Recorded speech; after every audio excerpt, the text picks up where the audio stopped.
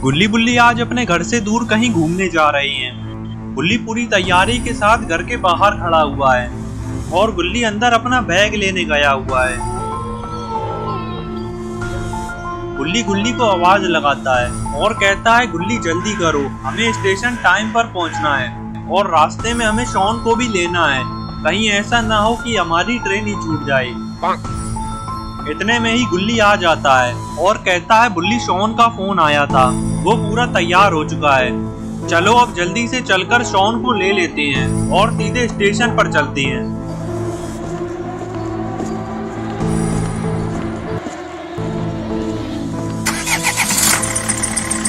गुल्ली बुल्ली गाड़ी में बैठकर शॉन के घर की तरफ निकल जाती हैं।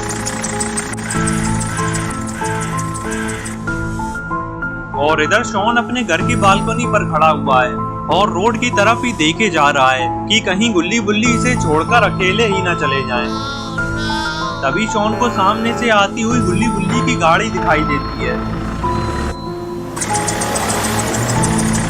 और शॉन फौरन बालकनी से उतरकर घर से बाहर आ जाता है। ये क्या, शॉन के पास तो काफी सारा सामान है, लेकिन ये इतना सारा सामान क्यों लाया है? गुल्ली बुल्ली तो सिर्फ 2-3 दिन के लिए ही घूमने जा रहे हैं। गुल्ली शॉन से पूछता है, शॉन ये इतना सारा सामान किसका है? क्या तुम्हारे साथ कोई और भी चल रहा है? शॉन कहता है, नहीं गुल्ली, ये सारा सामान मेरा ही है। एक बैग में मेरे टोपे भरे हुए हैं और एक में स्वेटर है और इसमें बचा हुआ सारा सामान पड़ा हुआ है। क्योंकि शिमला में बहुत सर्दी पड़ती है, इसलिए मैंने काफी सारी तैयारी कर ली है। अगर तुम लोगों को भी स्वेटर चाहिए हो तो मुझसे ले लेना। गुल्ली कहता है, बहुत अच्छे शॉन, इसीलिए तो हम तुम्हें हर बार अपने साथ ले जाते हैं। अगर शॉन हो साथ तो डरने की क्या बात। चलो अब जल्दी से गाड़ी में बैठो, वरना हमारी ट्रेन छूट जाएगी। शॉन गाड़ी में बैठ जाता है और गुल्ली बुल्ली शॉन स्टेशन की तरफ रवाना हो जाती है।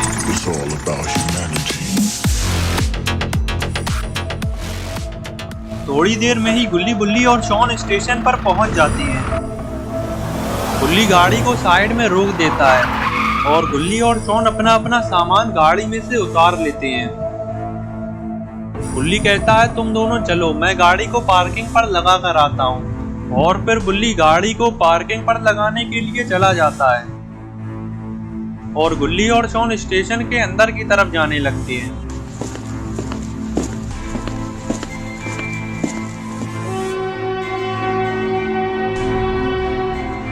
स्टेशन पर आते ही गुल्ली और शॉन साइड में खड़े हो जाते हैं और ट्रेन के आने का इंतजार करने लगते हैं।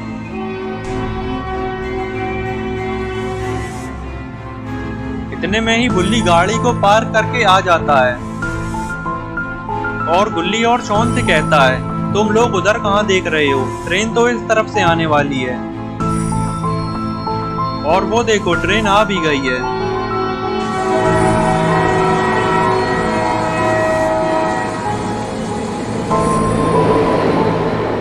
ट्रेन को आता देखकर गुल्ली बुल्ली और शॉन पूरी तैयारी के साथ खड़े हो जाती हैं और ट्रेन के रुकने का इंतजार करने लगते हैं।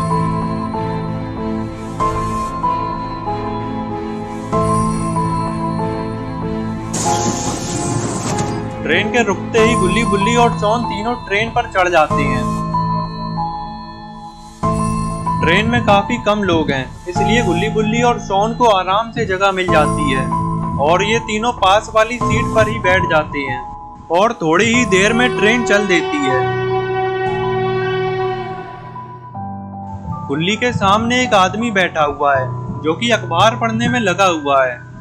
गुल्ली इस आदमी को ही देखे जा रहा है क्योंकि इसके कपड़ों पर काफी सारा खून लगा हुआ है, इसीलिए गुल्ली को ये आदमी कुछ ठीक नहीं लग रहा है।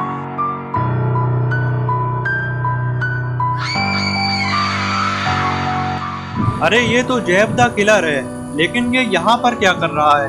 कहीं ये गुल्ली बुल्ली को मारने तो नहीं आया? लेकिन जैब द किलर तो गुल्ली बुल्ली को जानता भी नहीं है और ना ही गुल्ली बुल्ली जैब द किलर को जानती है। फिर आखिर जैब यहाँ पर करने के आया है? गुल्ली बुल्ली और शॉन जब जैब का चेहरा देखते हैं तो ये और ज्यादा घबरा जाते हैं क्योंकि जैब का चेहरा काफी डरावना लग रहा है और इसके सारे कपड़ों पर भी खून लगा हुआ है। तभी जैब अपनी जेब से अपना मोबाइल निकालता है और मोबाइल पर किसी आदमी का फोटो देखने लगता है लेकिन जेफ इस आदमी का फोटो क्यों देख रहा है? कहीं जेफ इस आदमी को इसी ट्रेन पर मारने तो नहीं आया है? तभी बुल्ली शॉन को एक इशारा करता है और शॉन फौरन ही समझ जाता है कि बुल्ली शॉन को जेफ के मोबाइल में देखने के लिए कह रहा है। और फिर शॉन जेफ के मोबाइल में झांकने लगता है, लेकिन तभी जेफ अपना मोबाइल बंद कर देता है और यहाँ से उठकर जाने लगता है। जेफ के यहाँ से जाते ही बुल्ली शॉन से पूछता है, शॉन क्या हुआ? वो आदमी मोबाइल पर क्या कर रहा था? शॉन बताता है, बुल्ली शायद वो किसी का फोटो देख रहा था। तभी गुल्ली कहता है, मुझे वो आदमी कुछ ठीक नहीं लग रहा है। उसे देखकर तो ऐसा लग रहा है कि वो 2-3 लोगों को पहले ही मार चुका है। चलो बुल्ली, चलकर उसे देखते हैं। शॉन, तुम यहीं बैठकर सारा सामान देखते रहना। बुल्ली जेफ को देखने के लिए जाने लगते हैं कि आखिर जेफ करने क्या गया है।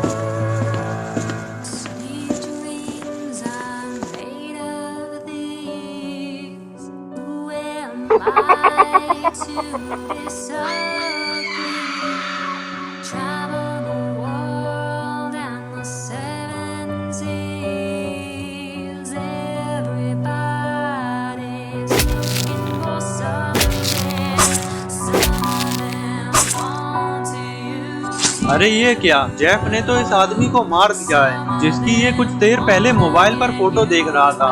इसका मतलब जेफ इस आदमी को ही यहाँ पर मारने के लिए आया था। लेकिन बुल्ली ने जेफ को ऐसा करते हुए देख लिया है।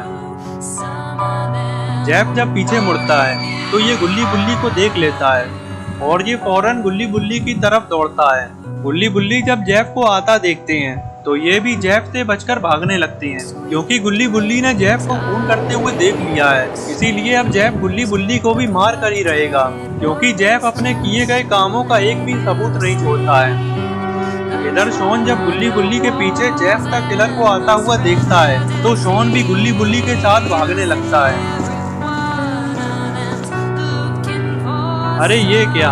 आगे तो कहीं जाने का रास्ता ही नहीं है। लगता है बुल्ली और शॉन ट्रेन के बिल्कुल आखिर तक पहुंच गए हैं और जेफ द किलर भी बिल्कुल बुल्ली और शॉन के पास में ही आ चुका है। शायद अब जेफ इन तीनों को भी मार देगा।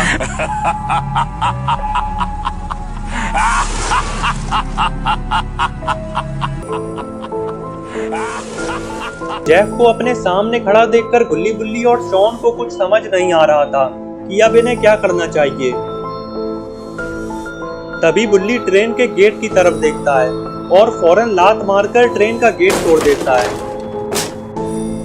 और फिर बुल्ली जब ट्रेन से बाहर झांकता है तो देखता है कि ट्रेन ब्रिज पर चल रही है।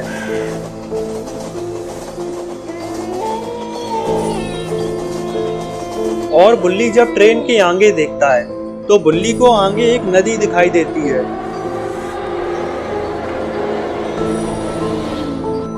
और कुछ ही देर में ट्रेन इस नदी के ऊपर से गुजरने वाली है।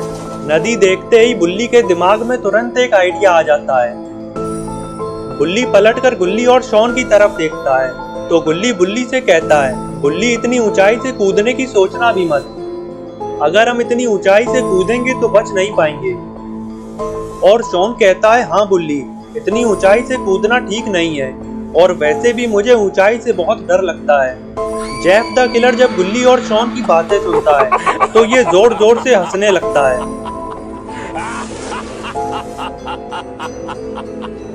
और बुल्ली और शॉन से कहता है, अगर तुम दोनों को कूदने में डर लग रहा है तो बारी बारी से मेरे पास आ जाओ, मैं तुम दोनों का डर खत्म कर दूंगा। और फिर जेफ बुल्ली की तरफ हाथ करते हुए बुल्ली से कहता है, अगर तुम्हें कूदना है तो तुम कूद जाओ, क्योंकि इतनी ऊंचाई से कूदकर तुम बच नहीं पाओगे और तुम्हारे कूदते ही मैं इन दोनों को भी मार दूंगा। लेकिन बुल्ली जेफ की बातों पर ज्यादा ध्यान नहीं देता है और वापस ट्रेन से बाहर जागता है तो बुल्ली देखता है कि ट्रेन बिल्कुल नदी के पास आ गई है और ट्रेन से कूदने का ये सबसे सही मौका है। बुल्ली फौरन पलटकर गुल्ली और शॉन से कहता है, तुम लोग बिल्कुल मत डरो, हमें कुछ नहीं होगा, अब जल्दी मेरे साथ कूदो। और इतना कहते ही बुल्ली ट्रेन से कूद जाता है। बुल्ली और शॉन भी ट्रेन से कूदने के लिए जल्दी से आगे बढ़ते हैं और जेफ को अपनी तरफ आता देखकर शॉन अपना हैट उतारकर जेफ के मुंह पर मार देता है, जिससे जेफ इनके पीछे नहीं आ पाता है और बुल्ली और शॉन भी जेफ से बचकर ट्रेन से कूद जाते हैं। जेफ देखता है कि गुल्ली बुल्ली और शॉन तो ट्रेन से कूद गए और फिर जेफ फौरन ट्रेन के गेट से नीचे झांकता है और तब जाकर जेफ को अपनी गलती का एहसास होता है, क्योंकि अभी तक जेफ को ऐसा लग रहा था कि ये तीनों इतनी ऊंचाई से कूदकर बच नहीं पाएंगे। लेकिन जेफ को कहाँ पता था कि नीचे एक नदी भी है जिसमें कूदकर गुल्ली बुल्ली और शॉन बच गए हैं। लेकिन अब जेफ इनके पीछे नहीं कूद सकता है, क्योंकि अब नदी काफी पीछे निकल गई है और अगर जेफ अब कूदेगा तो इसकी हड्डी पसली एक हो जाएंगी। जेफ की आंखों के सामने से गुल्ली बुल्ली और शॉन तीनों निकल गए हैं। इसका जेफ को बहुत पछतावा होता है और बदले की आग में जेफ ट्रेन के साथ ही आगे चला जाता है। इधर गुल्ली बुल्ली और शॉन तैरकर नदी में से बाहर आ जाती है।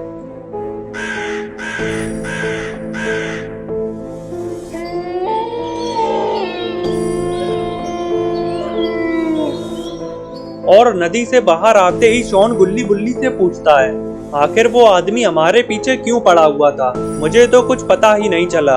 शॉन के पूछने पर गुल्ली शॉन को बताता है, शॉन वो कोई मामूली आदमी नहीं था, बल्कि एक किलर था और उस किलर ने उसका खून कर दिया है, जिसका उसने मोबाइल पर फोटो देखा था और हमने उसको खून करते हुए देख लिया था, इसीलिए वो हमें मारने के पीछे पड़ गया था।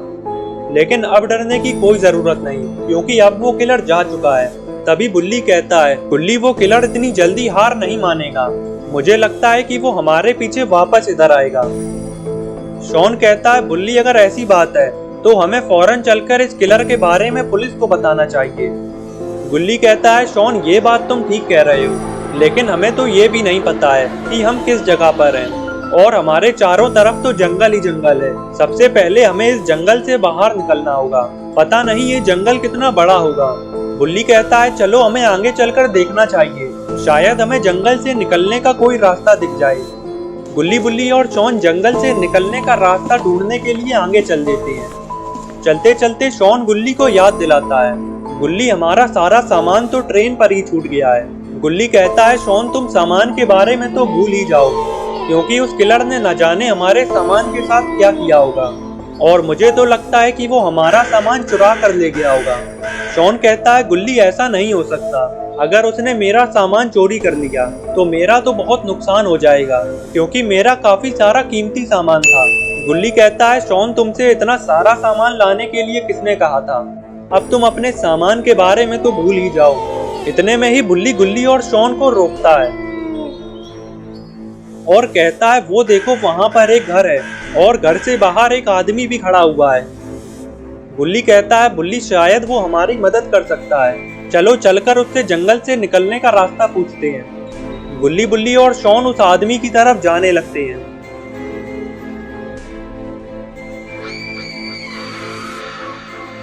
इधर ये आदमी जब गुल्ली बुल्ली और शॉन को देखता है तो ये कहता है कि तुम लोग इस जंगल में क्या कर रहे हो? पता नहीं है कि रात को इस जंगल में घूमना खतरे से खाली नहीं है। तब बुल्ली इस आदमी को बताता है कि हम इस जंगल में कैसे आए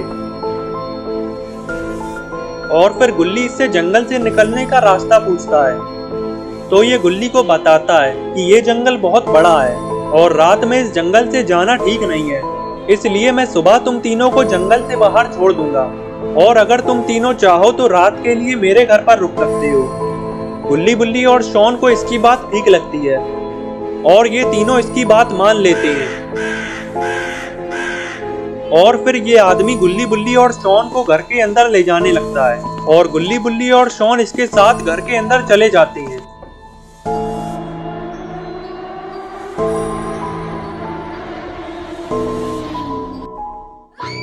इधर जेफ द किलर गुल्ली बुल्ली और शॉन को मारने के बारे में सोचे जा रहा है, क्योंकि अगर जेफ इन तीनों को नहीं मारेगा तो ये बड़ी मुसीबत में पड़ सकता है। इतने में ही ट्रेन रुक जाती है और ट्रेन के रुकते ही जेफ ट्रेन से उतर जाता है और आगे की तरफ चल देता है। शायद जेफ का ठिकाना यहीं कहीं पर है, इसीलिए जेफ यहाँ पर उतर गया है।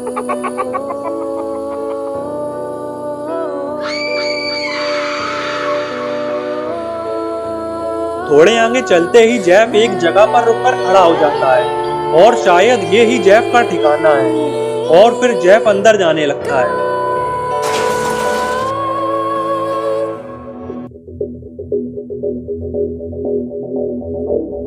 अरे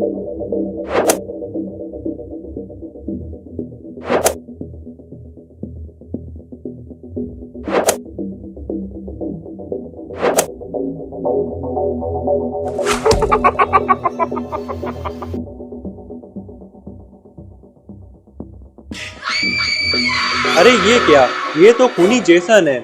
लेकिन जेसन जेफ के ठिकाने पर क्या कर रहा है? कहीं ऐसा तो नहीं कि जेसन जेफ के साथ मिल गया है? अगर ऐसा है तो गुल्ली बुल्ली और शॉन के लिए खतरा और ज्यादा बढ़ गया है, क्योंकि अब जेफ और जेसन दोनों के ही बस एक ही दुश्मन है। तभी पीछे से जेफ अपना चाकू फेंककर इस आदमी की फोटो पर मारता है जिसका ये अभी खून करके आया है। ये देखते ही खूनी जेसन खड़ा हो जाता है और पीछे मुड़कर जेफ द किलर को देखता है और कहता है, तो क्या इसका मतलब मैं ये समझूं कि जो काम मैंने तुम्हें दिया था वो पूरा हो चुका है? जेफ कहता है, जेसन इस आदमी को तो मैंने मार दिया है, लेकिन एक बहुत बड़ी गड़बड़ हो गई है। जेसन पूछता है, जेफ कैसी गड़बड़? मैं तो समझता था कि तुम अपना काम बहुत सफाई से करते हो, तो क्या अब तुमसे भी गलतियां होने लगी हैं? जेफ कहता है, और नहीं तो क्या जेसन, क्या गलतियां करने का ठेका सिर्फ तुमने ही ले रखा है? ये सुनते ही जेसन भड़क जाता है और जेफ से कहता है, जेफ अपनी हद पार मत करो और अब ये बताओ कि गड़बड़ क्या है? जेसन के पूछने पर जेफ बताता है कि मुझे खून करते हुए कुछ लोगों ने देख लिया है और वो वही लोग हैं जिनकी तस्वीर तुम पीछे लगाए हुए हो। ये सुनते ही जेसन खुश हो जाता है और कहता है, वाह जेफ, फिर तो तुमने उन्हें मार ही दिया होगा, क्योंकि तुम तो अपने रास्ते में आने वाले हर इंसान को मार देते हो। जेफ कहता है, जेसन ज्यादा खुश होने की जरूरत नहीं है, तुम्हारा सारा काम बस बैठे बैठे ही नहीं हो जाएगा। बुरी खबर तो ये है कि वो तीनों मेरे हाथ से निकल गए हैं। ये सुनते ही जेसन को बहुत गुस्सा आ जाता है और जेसन फौरन अपना कुल्हाड़ा उठा लेता है और सोफे पर लात मारकर सोफा पलट देता है। ये देखकर जेफ द किलर जेसन से कहता है, जेसन अपना गुस्सा कहीं और जाकर निकालो, ये सामान तुम्हारे बाप का नहीं है, ये सब मैंने बहुत मेहनत से लूटा है। जेफ की इस बात पर जेसन जेफ से कहता है, जेफ अब तुम ज्यादा बोल रहे हो, कहीं ऐसा ना हो कि मेरा कुल्हाड़ा अभी तुम्हारे ऊपर ही चल जाए। तभी जेफ द किलर जोर जोर से हंसने लगता है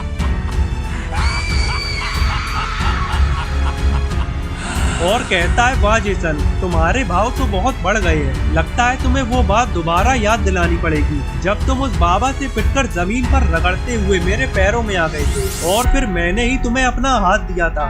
ये सुनकर जेसन को वो बात याद आ जाती है जब वो बाबा से पिटकर जमीन से उठ भी नहीं पा रहा था और रगड़ते हुए आगे चला जा रहा था। और तभी उसे जेफ द किलर मिला और जेफ जेसन को अपने साथ ले गया।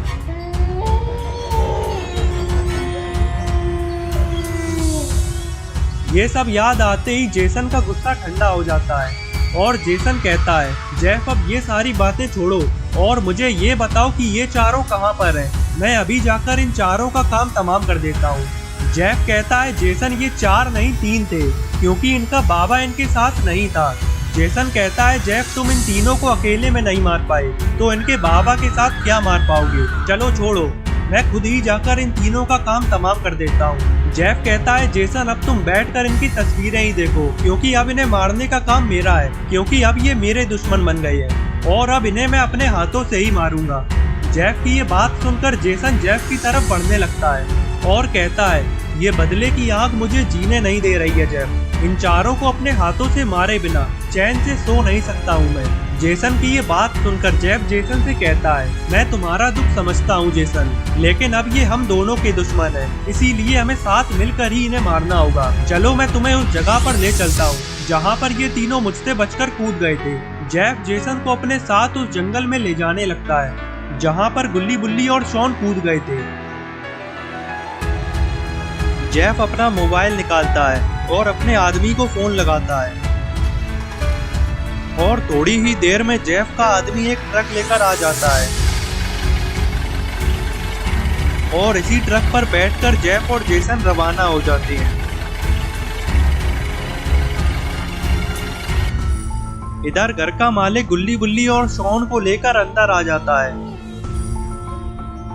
और कहता है कि तुम तीनों यहाँ पर रुक सकते हो और अगर कुछ चाहिए हो तो मुझे बुला लेना, मैं बाहर अपना काम कर रहा हूँ। इतना कहते ही घर का मालिक बाहर चला जाता है और गुल्ली बुल्ली और शॉन यहीं पर ही बैठ जाते हैं। इधर जेफ और जेसन इस जंगल में पहुंच जाते हैं और जेफ ट्रक को चलाता हुआ नदी के पास ले आता है और जेफ जेसन को बताता है, जेसन वो ब्रिज देख रहे हो, वो तीनों उसी ब्रिज से इस नदी में कूद गए थे। जेसन कहता है, जेफ इतने बड़े जंगल में वो तीनों पैदल कहीं नहीं जा पाएंगे, चलो पूरे जंगल में उन्हें ढूंढते हैं, कहीं ना कहीं तो वो तीनों मिल ही जाएंगे। जेसन की बात सुनकर जेफ ट्रक को आगे ले जाने लगता है। थोड़े आगे चलते ही जेसन को वो घर दिखाई देता है। जेसन जेफ को बताता है और जेफ से उस घर के पास चलने को कहता है। जेसन की बात सुनकर जेफ फौरन ट्रक मोड़कर उस घर की तरफ ले जाने लगता है। इधर घर का मालिक अपना काम कर रहा था, तभी इसे पीछे से ट्रक आने की आवाज लगती है और ये फौरन पीछे मुड़कर देखता है। जेसन के हाथ में कुल्हाड़ा देखकर घर का मालिक बहुत डर जाता है और ये फौरन घर के अंदर की तरफ भागता है, लेकिन तभी जेसन अपना कुल्हाड़ा फेंक कर घर के दरवाजे पर मार देता है और चिल्लाकर इस घर के मालिक से कहता है, अगर एक कदम भी आगे बढ़ाया तो तुम अपनी जान से हाथ धो बैठोगे। जेसन की इस धमकी से घर का मालिक डर जाता है और पीछे मुड़कर जेफ और जेसन की तरफ देखने लगता है। अंदर गुल्ली बुल्ली और शॉन आराम से लेटे हुए थे। तो दोस्तों, अब क्या होगा गुल्ली बुल्ली और शॉन का? क्या गुल्ली बुल्ली और शॉन जेसन से बच पाएंगे या फिर ये जेसन के हाथों पकड़े जाएंगे? ये सब हम जानेंगे अगली वीडियो में। तो अगली वीडियो देखने के लिए चैनल को सब्सक्राइब कर लेना और बेल आइकन को भी दबा देना ताकि वीडियो अपलोड होते ही नोटिफिकेशन मिल जाए।